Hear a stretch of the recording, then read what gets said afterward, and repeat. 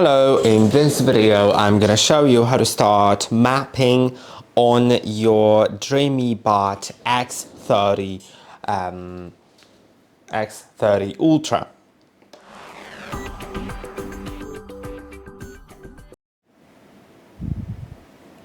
Okay, so in order to do it, we will need to start the mapping, and I already have a little bit of temporary map. If you don't have any, then you will have a start mapping button here in the app, but I have Remap, so that's what I will do. And now it will start mapping. I'll get back to you when it's all done, and we'll see the map. As you can see, the robot is now returning to the station and the map is created.